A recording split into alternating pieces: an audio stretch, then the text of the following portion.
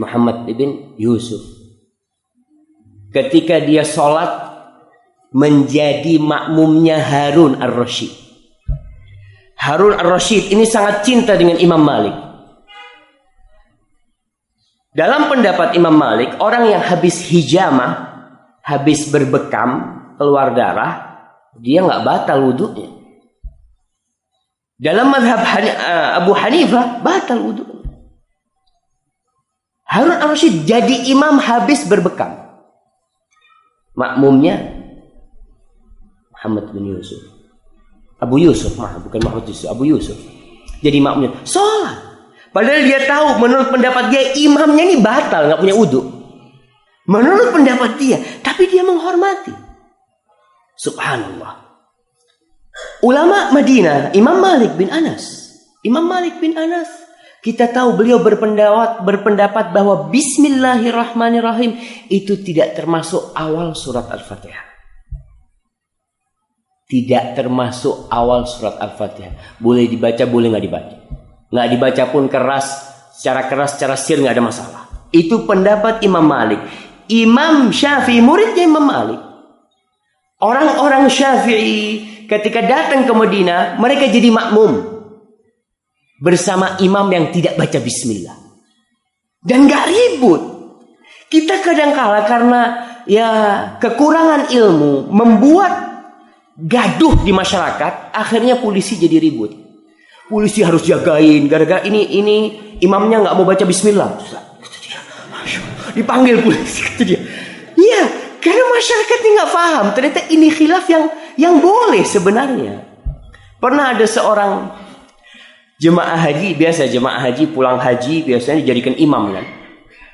Selama dia haji di Mekah Madinah nggak pernah dengar imamnya baca bismillah keras. Akhirnya dia pulang, masyarakat ngomong, mari bapak, jadi imam bismillah. Bismillah kata dia. Alhamdulillah, gak baca bismillah dia. Makmumnya sholat lagi. Makmumnya sholat lagi. Kata dia, nggak sah ini. Kenapa? Karena nggak baca bismillah imamnya. Kata imamnya, loh kalau sampean ngulangin lagi sholatnya nanti kalau haji sholat 2 kali terus sampean. Karena imamnya di Mekah Madinah nggak ada yang baca bismillah. Betul. Apa betul? Mereka belum ada yang berangkat haji. Betul, coba tanyakan. Ditanyakan betul. Ternyata di Mekah Madinah mereka baca langsung Alhamdulillahirabbil alamin. Tapi kita lihat ternyata itu tidak membuat para ulama beda pendapat sampai berpecah belah. Karena mereka paham sikap yang harus diambil itu bagaimana. Jangan sampai membesar-besarkan masalah yang memang seharusnya ditoleransi.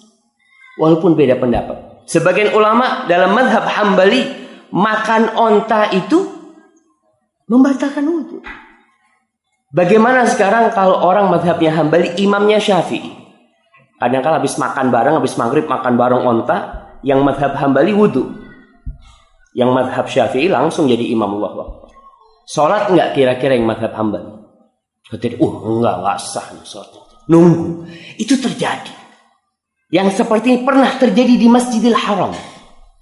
Ketika orang-orang hidup dalam kegelapan taklid dan fanatisme terhadap golongan, di Masjidil Haram itu ada 4 mihrab. Gantian sholatnya. Yang mazhab yang pertama mazhab apa? Coba siapa yang bisa ngurutkan 4 mazhab itu? Nak kasih hadiah. Masya Allah, fadhal. Yang pertama Abu Hanifah.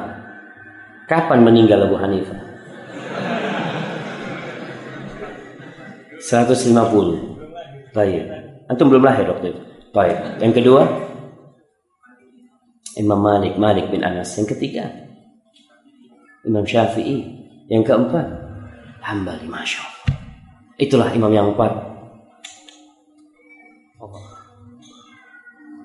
Kayaknya harus ada yang dekat sama ana di sini jamaah. Antum dekat ke ana sini. Nah, biar nolongin ana bagi hadiah. Dan itu imam yang 4.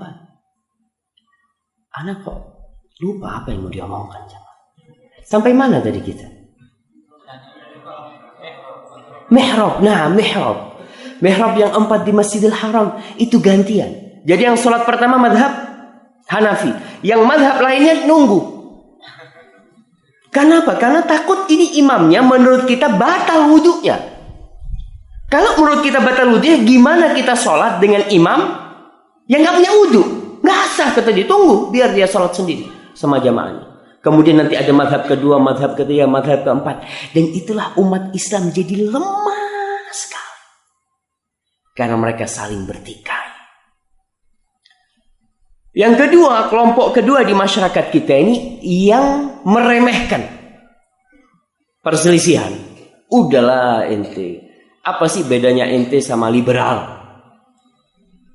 Kita tahu orang-orang liberal memangnya sekarang mengatakan mereka mendukung LGBT. Mereka yang jadi pendukung, jadi corongnya LGBT. Atau khilafnya kita dengan Ahmadiyah. Ahmadiyah kan sama kiblatnya. Kenapa harus diributkan? Ternyata kita harus tahu, ini Ahmadiyah ngaku ada nabi setelah Nabi Muhammad.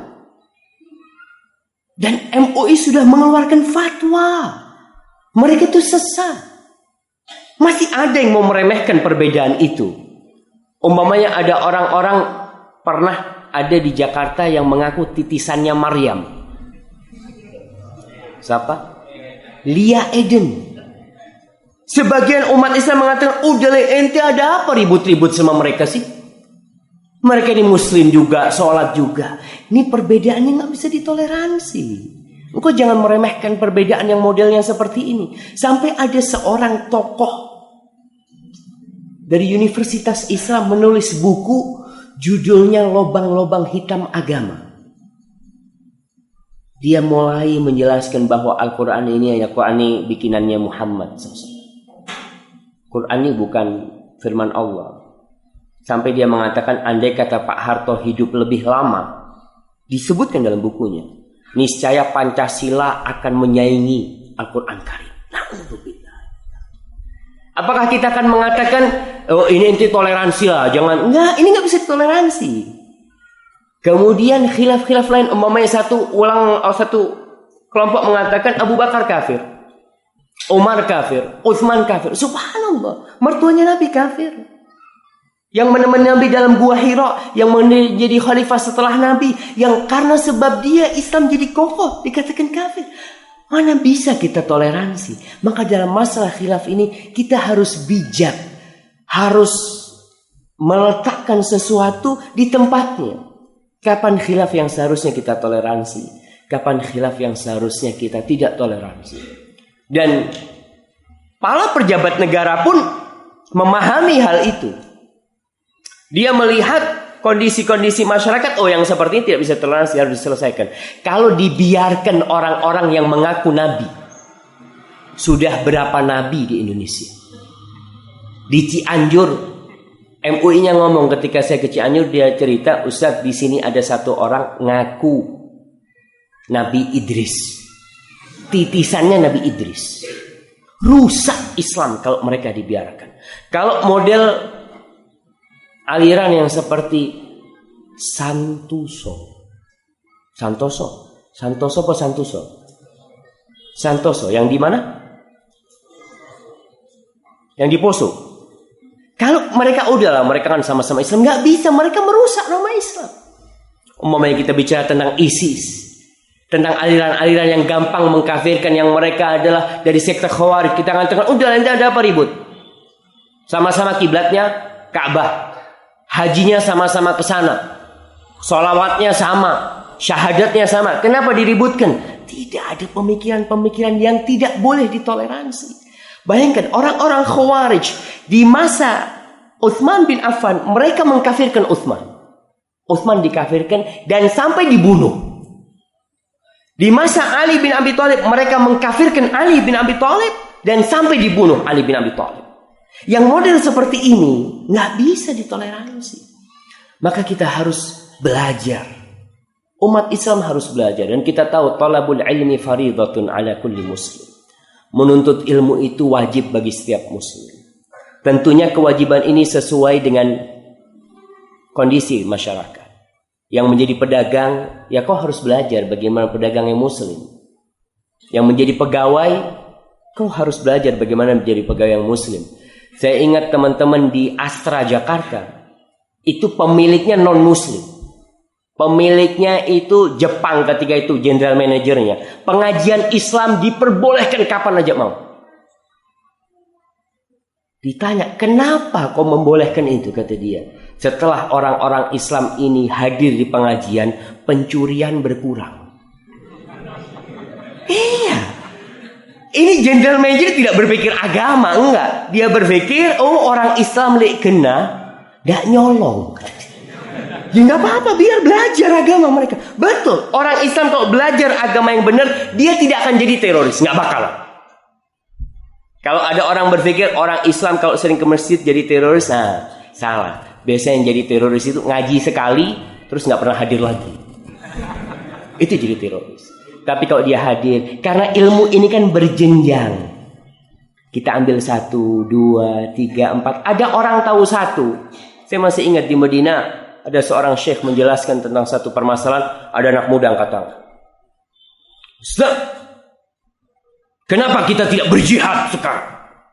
Kenapa kita tidak bunuh orang-orang kafir? Allah katakan, waqatilul musyrikina kafah.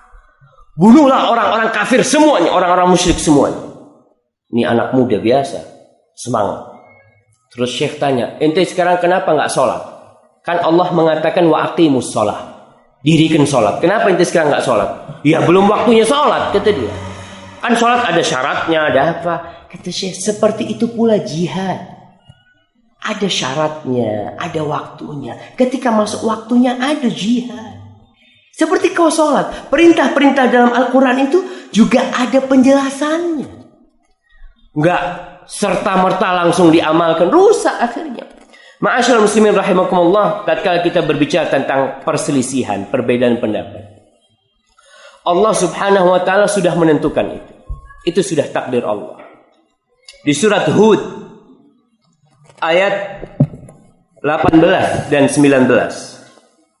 118 119. Allah mengatakan, "Walau syaa rabbuka la ja'alan nas ummatan wahidah." Andai kata Allah berkehendak, Allah akan jadikan, andai kata Rabbmu, ada satu makna yang seharusnya kita fahami. Rabb banyak di terjemahan bahasa Indonesia Tuhan diterjemahkan seperti itu. Rabb bukan Tuhanmu. Tapi Rabb ini memiliki makna yang lebih dalam. Rabb itu adalah pemilik, pencipta yang ngurusi semuanya. Sehingga tatkala kita mengatakan ya Rabbi, itu makna semua harus hadir. Kau yang ngurusin semuanya, kau bisa menyelesaikan semuanya. Allah mengatakan andai kata Rabbmu berkehendak, Allah akan jadikan semua manusia itu ummatan wahidah, satu umat yang tidak ada perbedaan dan perselisihan, satu. Tapi Allah katakan wala yazaluna mukhtalifin illa man rahima rabbuka walidzalika khalaqahum. Kata Allah, mereka akan terus berselisih. Manusia akan terus berbeda pendapat kecuali orang-orang yang dirahmati oleh Rabbmu. Untuk itulah Allah menciptakan mereka. Para jemaah, jadi perselisihan yang terjadi itu kehendak Allah. Ya Ustaz, kalau itu memang takdir Allah, apa kita biarkan? Takdir Allah itu ada dua.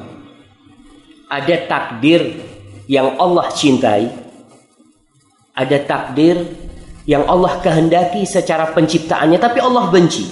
Orang kafir bisa kafir karena Allah berkehendak, tapi Allah suka dengan kekafiran. Tidak, Allah benci dengan kafiran. Dan masalah perselisihan, Allah tidak suka dengan perselisihan itu. Kenapa ada perselisihan? Untuk menguji kita. Kita mau ikut yang mana? Ikut yang benar? Ikut yang salah? Ikut kebanyakan orang? Atau ikut Allah Subhanahu wa ta'ala?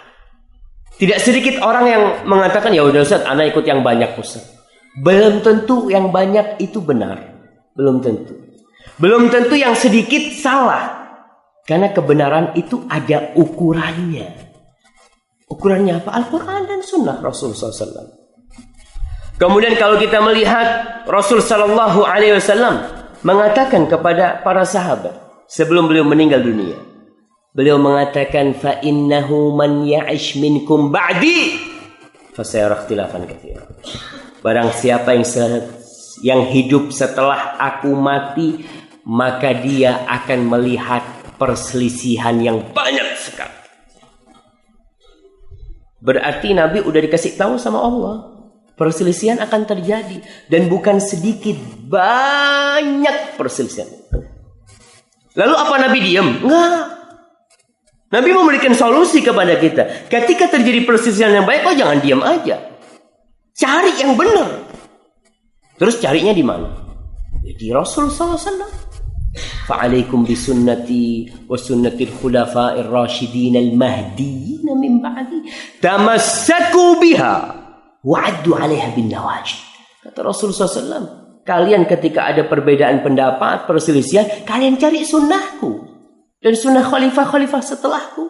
Kalian pegang dan kalian gigit dengan gigi geraham kalian. Wa iyyakum wa muhdatsatil umur. Hati-hati dengan perkara-perkara yang baru dalam urusan agama ini. Kita diperintahkan untuk kembali kepada sunnah.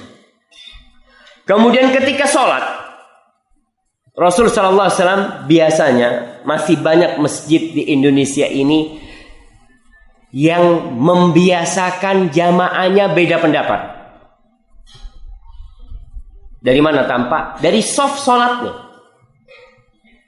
Kadang-kala orang ke masjid, Masya Allah, pulang dari Mekah, beli sejadah harganya 200 real, yang gede. Sholat di masjid. Nama itu sejadah bisa buat 2 orang, tapi dia kuasai sendirian. Ketika ada orang yang naik ke sejadahnya, mau nempelkan, kan sunnah Rasulullah SAW, Nabi SAW mengatakan, la tusawwuna sufufakum, la tusawwunna sufufakum, aw la yukhalifanna Allah baina wujuhikum. Kalian luruskan shaf kalian, rapatkan shaf kalian. Kalau tidak, Allah akan bikin berbeda, bertikai antara wajah kalian. Jadi perbedaan di zahir itu menyebabkan perbedaan di hati. Kadang-kadang orang membiarkan. Makanya kalau sudah ada orang yang mau meluruskan shafnya, naik ke sejadah kita yang baru beli, itu kadang-kadang kita sholat, Allah Akbar. Lihat, siapa ini? Ada mahal sejadahnya inti. Allahu Akbar. Itu sudah mulai terjadinya perbedaan dan dibiasakan di masyarakat kita. Kadang-kadang imam, ingat, imam ini tugasnya besar sekali. Kalau kita bicara imam kota Pasuruan adalah Bapak Bupati. Imam keamanan adalah Bapak Kapolres. Imam sholat adalah imam tuh. Kalau engkau ingin umatnya itu tidak bertikai, luruskan shafnya.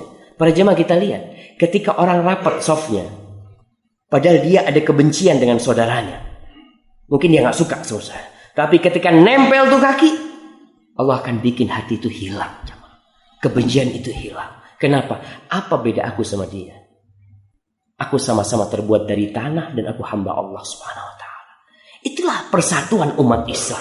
Kalau ingin kita bersatu, salah satunya shaf itu. Nabi tidak menginginkan perselisihan itu terjadi, tapi sudah takdir Allah Subhanahu wa taala.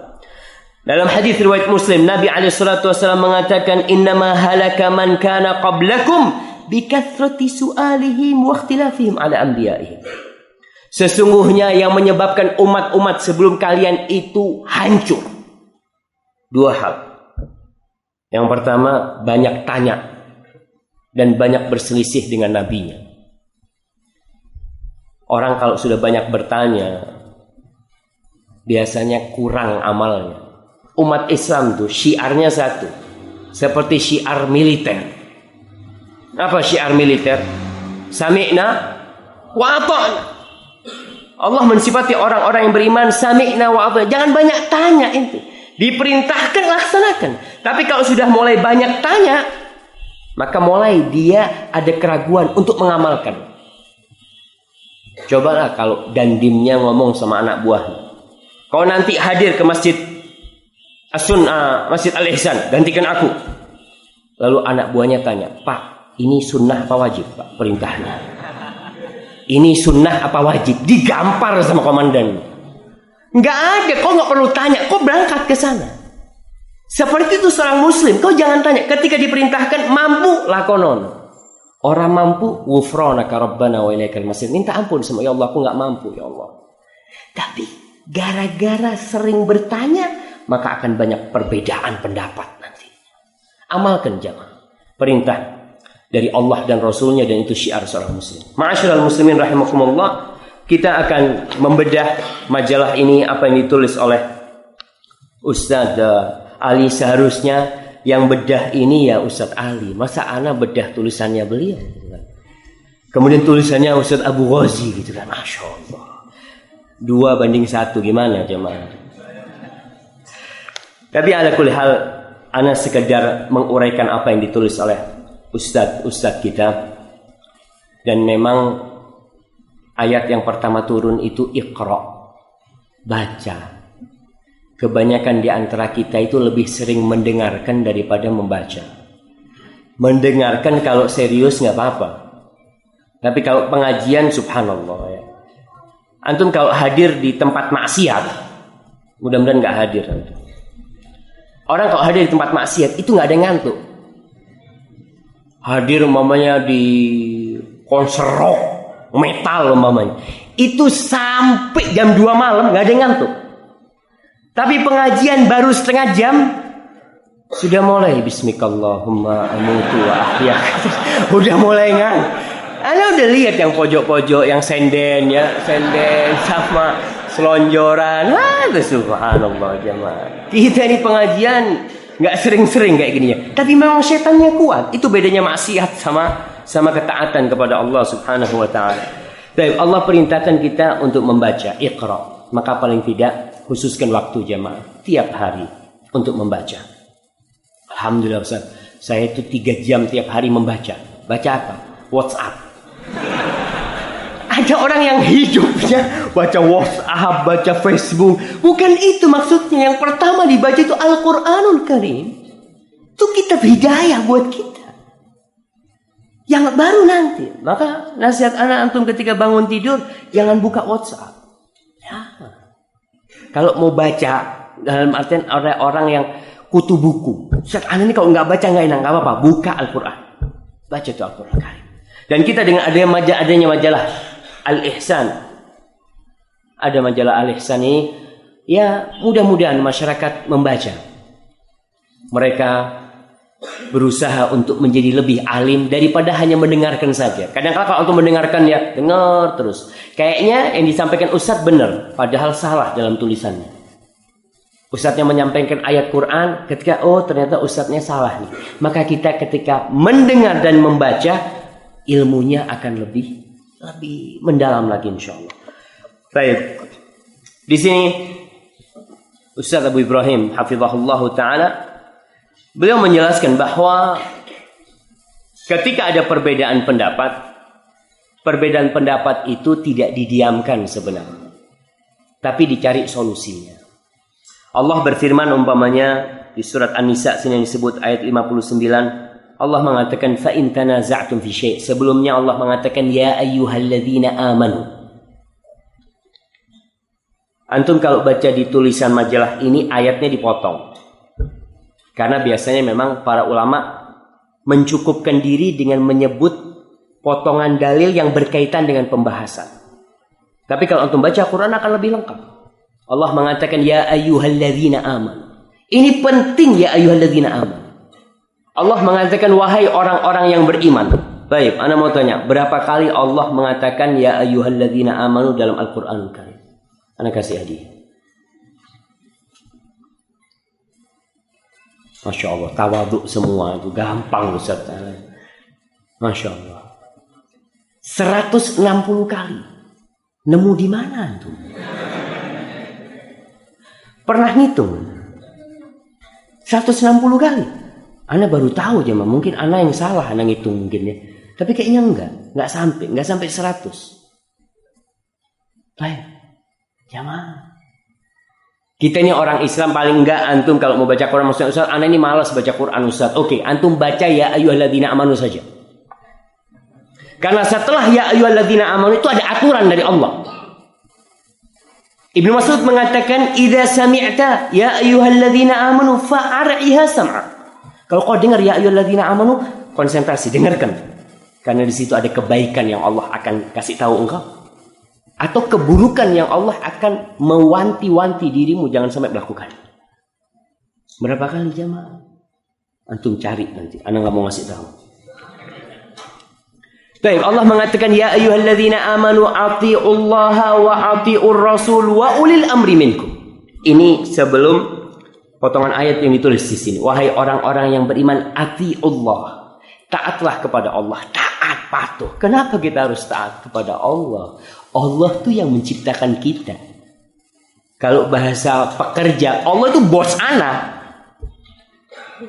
Ketika anak buah disuruh sama bosnya, ente besok masuk jam 7. Ente besok masuk pakai seragam putih.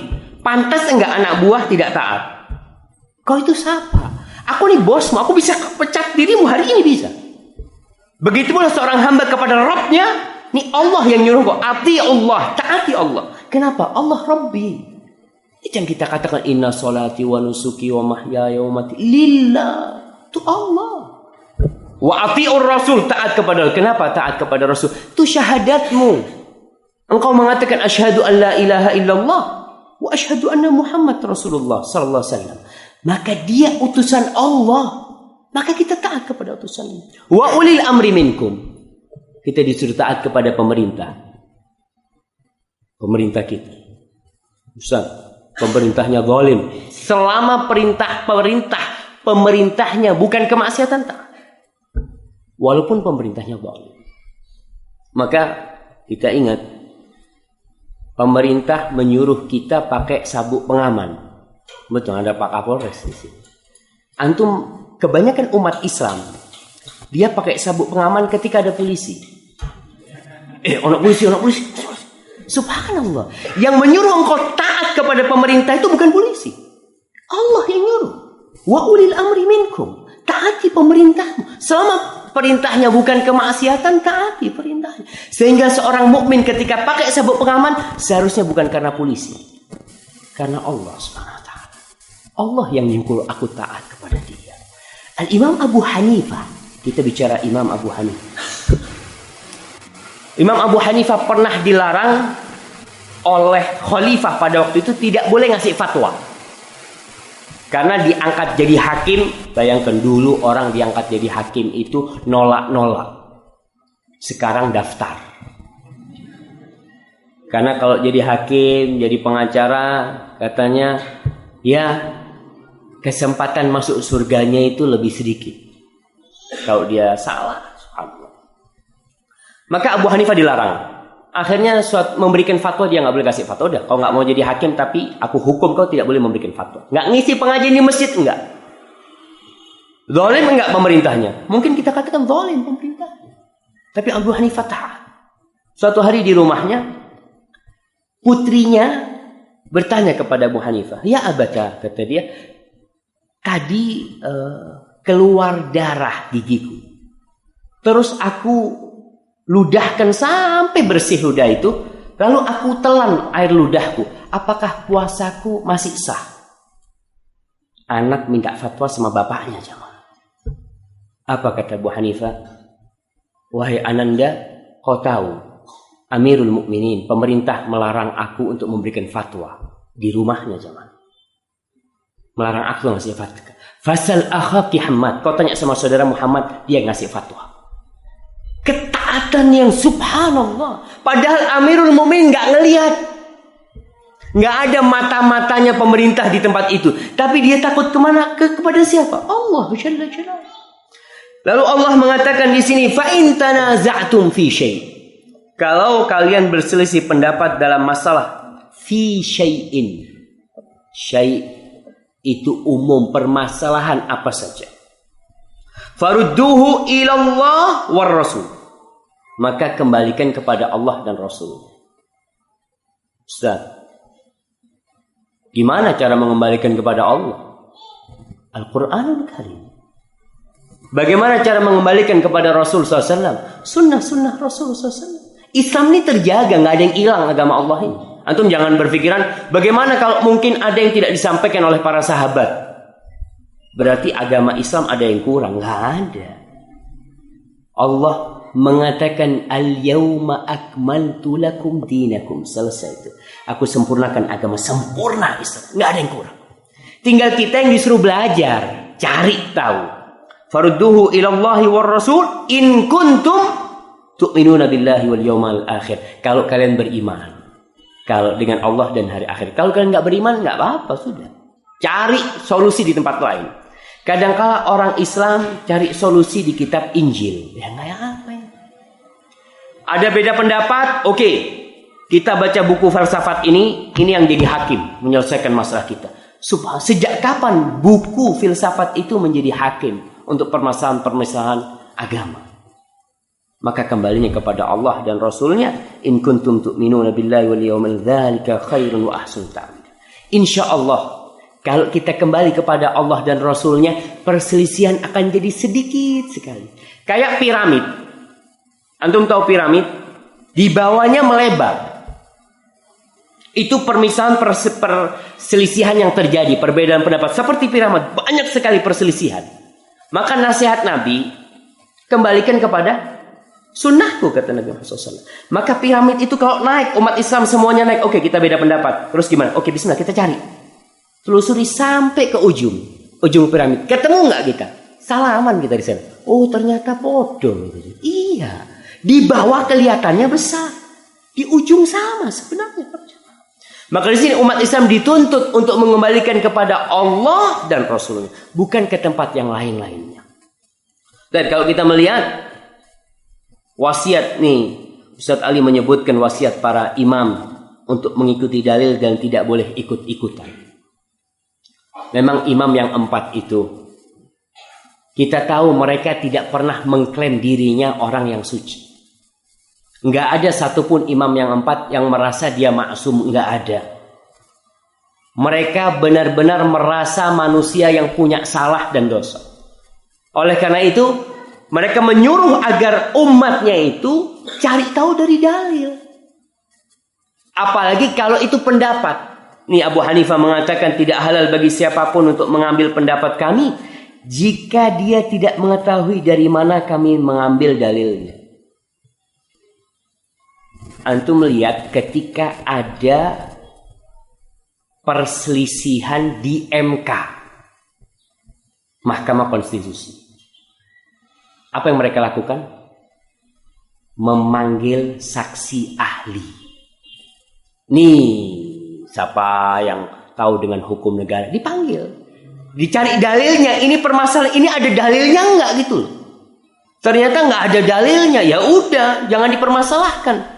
Jangan membuat perbedaan pendapat kalau ternyata tidak ada dalilnya. Maka Abu Hanifah mengatakan, kau berpendapat dengan pendapatku, tapi kau tidak tahu dengan dalilku, nggak halal, kata Abu Hanifah. Karena bisa jadi dalil Abu Hanifah itu ternyata hadis dhaif. Umpamanya. Ternyata orang tetap nggak, aku ikut pendapat ini, pendapat imamku umpamanya. Abu Hanifah nggak halal. Kemudian Imam Malik bin Anas, beliau mengatakan, aku hanya manusia yang bisa salah dan benar. Telitilah pendapatku, setiap pendapat yang sesuai dengan Al-Quran dan hadis maka ambillah. Tetapi setiap pendapat yang bertentangan dengan Al-Quran dan Sunnah maka tinggalkanlah. Imam Malik bin Anas tidak mau dikultuskan. Seharusnya seorang ustadz pun seperti itu. Kalau sudah muridnya mulai mengkultuskan dia, ingat yang ana sampaikan itu, kalau benar itu dari Allah, kalau salah dari diri ana. Dan ana manusia, bisa jadi yang ana sampaikan salah.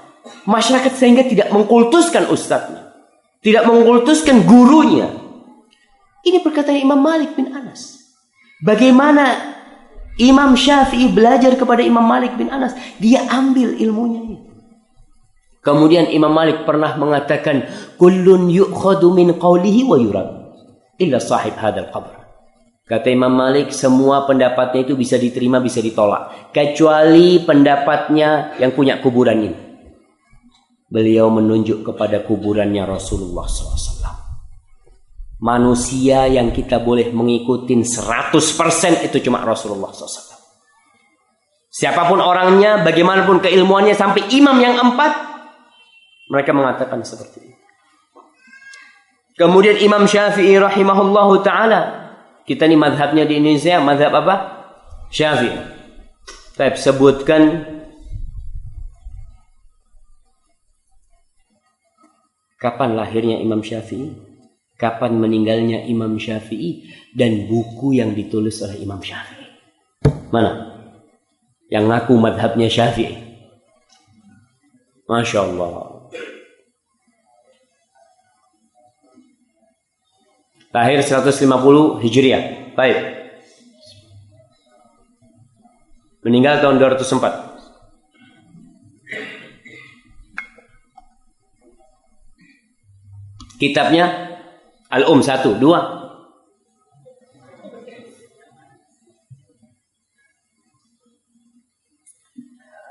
Kitab Imam Syafi'i, ada satu kitab beliau yang semua ulama hutang budi sama kitab Imam Syafi'i.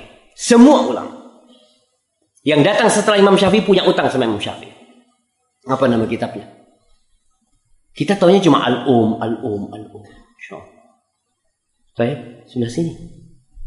Jangan, Ustaz Ali angkat tangan lagi, jadi nggak enak. Baik, jamaah, angkat tangan. Satu kitab Imam Syafi'i yang semua ulama itu hutang budi sama kitab Imam Syafi'i. Kitab pertama dalam usul fiqh. Masya Allah. Risalah Imam Syafi'i, Masya Allah. Barakallahu fikum. Baik, Imam Syafi'i. Beliau mengarang kitab itu. Dan beliau menganjurkan umatnya tidak taklid kepada beliau.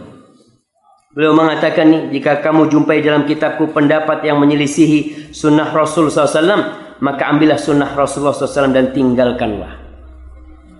Kenapa Imam Syafi'i mengatakan seperti itu? Imam Syafi'i tahu bahwa dia manusia biasa. Tidak mungkin dia menghafal semua hadis Nabi. Enggak. Bahkan Imam Syafi'i tidak memiliki kitab hadis yang besar. Imam Syafi'i punya kitab hadis Musnadul Imam Syafi'i. Itu yang beliau miliki. Tidak seperti Imam Bukhari yang datang setelah Imam Syafi'i. Beliau mengatakan, tinggalkan pendapatku, ikutin sunnah Rasulullah SAW. Imam Ahmad bin Hanbal mengatakan, jangan taklid kepada pendapatku. Jangan pula kepada Malik, kepada Syafi'i, kepada Auza'i atau Thawri. Ambillah pendapat itu sesuai dengan dalilnya. Jadi kita, seorang muslim itu harus objektif. Melihat pendapat itu bukan kepada orangnya.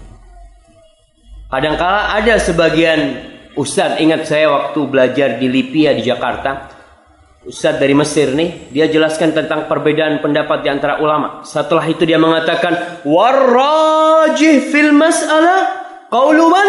Qaulu Syafi'i. Kata dia tanya, yang benar dalam permasalahan ini pendapat siapa? Pendapat Syafi'i. Itu dari awal sampai akhir dia senantiasa mengatakan qaul Syafi'i, qaul Syafi'i. Kita kan mahasiswa ya Allah, kok tidak berbicara dalil? Ternyata beliau adalah memang orang yang terlalu fanatik